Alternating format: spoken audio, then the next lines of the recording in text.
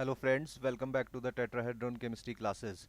So guys, in the afternoon I have reviewed this June 2020 CSIR NET examination paper, which actually held on the 26th November uh, 2020, right? That is today only.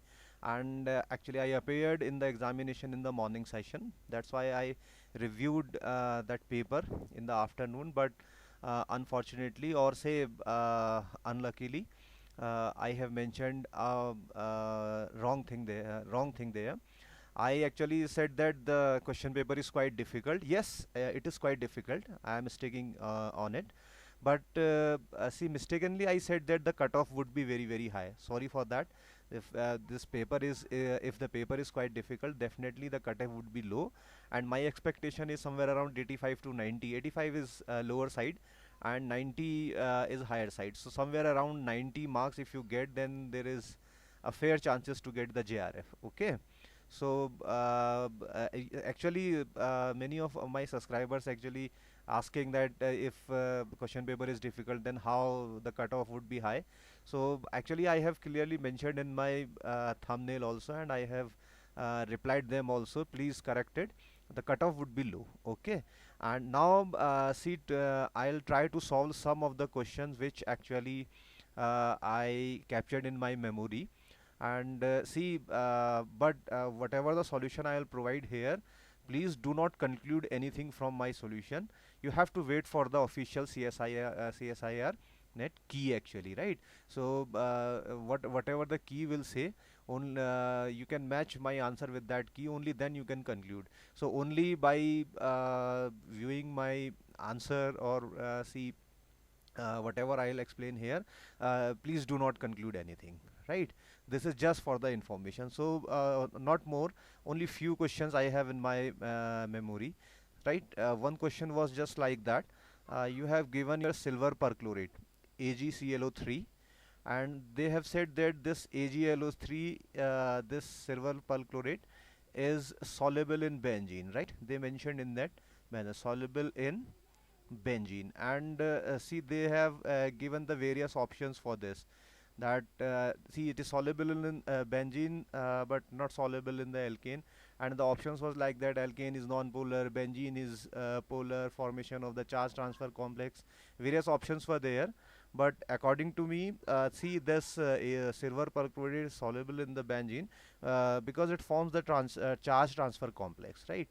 So the answer should be the formation of the charge transfer complex, right? So answer should be like that. So this option, if you have marked this question, so you have a fair chance to score the 2 marks actually. And the complex which is formed is what actually? C6H5, right? AgClO4, right? This is how actually the reaction goes. So this complex is formed. So this is one question which I have, which actually I had in my memory.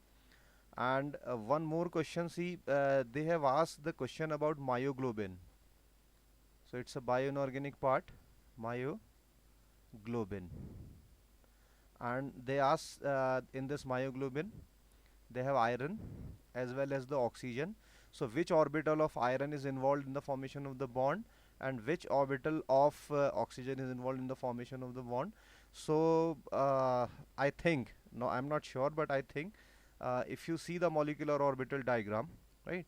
So pi anti-bonding orbital of oxygen, they are involved in the bonding, okay?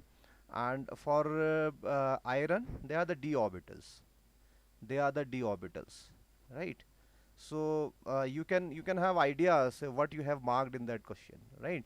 So if you have marked this and this, if this option was there, and you have marked this like this, so you may have a fair chance to score something, right? And another question is which is in my memory. Again, it's not a very straightforward or simple question, but the tricky one. And the question was based on the pKa value. The question is based on the pKa value, and they have given you the different compounds. They have given you, see, this question I have solved in my lecture of aromaticity. You have given this particular compound, and you know it is having two hydrogen over there. One hydrogen is here, one hydrogen is here, and if you remove one of the hydrogen from here, H positive, right? That means you are showing the acidic nature of this one. So for this,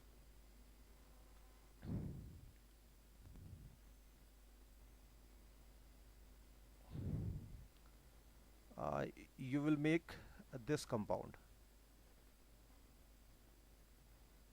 This is positive, okay? Sorry, not positive.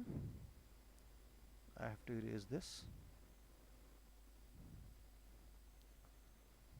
And you will have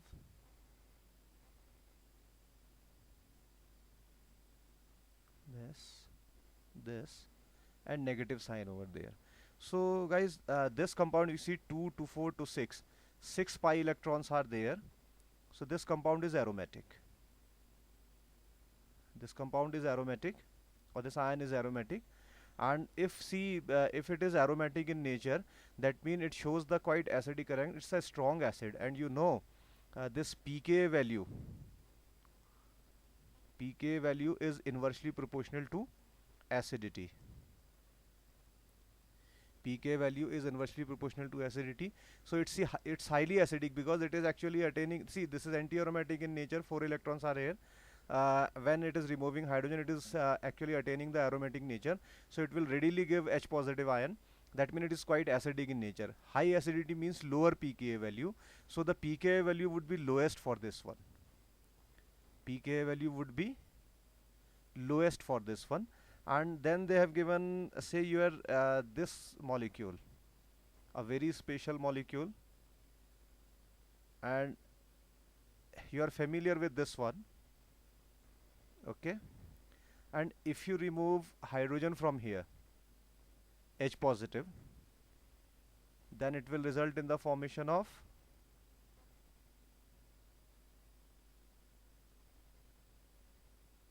sorry for my drawing. Actually, I am using this open board for the first time, so it is quite difficult for me to write over it. So this you see 2 to 4 to 6 to 8. This compound is anti-aromatic. This compound is anti-aromatic. That means if you remove hydrogen from this compound and to form this ion, right? This anion, this is anti-aromatic in nature. That means it is not very much acidic in nature. Obviously, when it is not acidic in nature, its pKa value would be very, very high. So for this one, the pKa would be very, very high pKa. Okay, and third compound they have given you this one, just like that. If you remove hydrogen from here, okay guys, then you will convert it into this species. Again, this is anti-aromatic in nature, but here you can see no conjugation is there.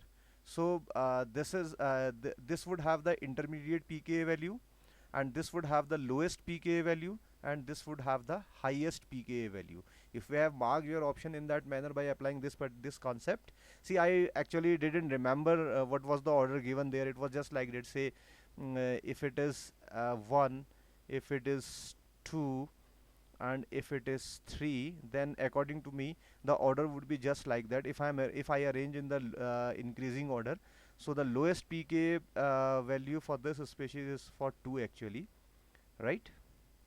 No, lowest pKa value for 1, because it is very acidic in nature, right? Followed by your 3,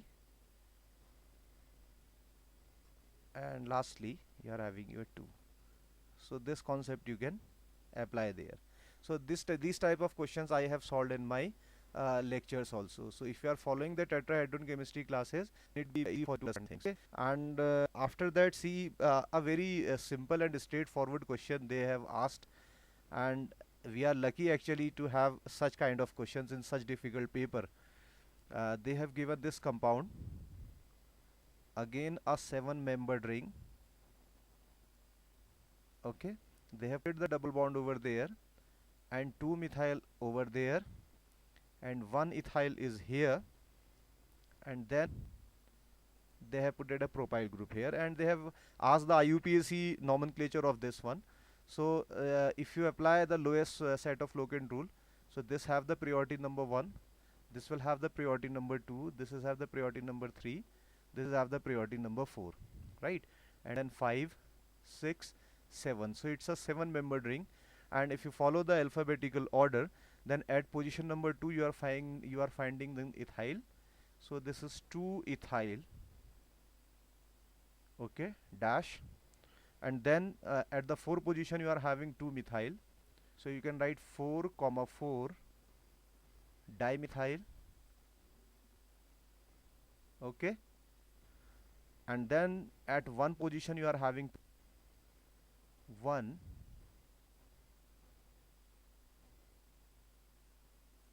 propyl, right, and dash. Now you are having your total number of it's a cyclic compound, right? So you can write a propyl cyclo, it should be connected with this L, okay, according to the IUPAC nomenclature, and 7 is there, so you can write hept, cyclohept 1 dash ene. That means at 1 position you are having heptene. So this would be your IUPAC nomenclature for this compound, right?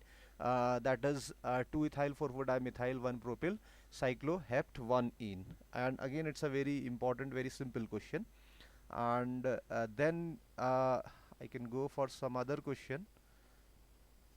See, they have asked, actually they have asked the 13C carbon shift, 13C shift, and they have asked the value. I think they have given the value somewhere around, sorry, actually it is becoming difficult for me to write over there, but don't worry, I am doing something. Okay, they have given the value actually, and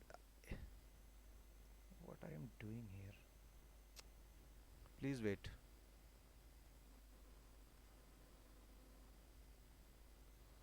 They have given that value to 20 ppm. I actually didn't remember it is 220 ppm or 218 ppm actually.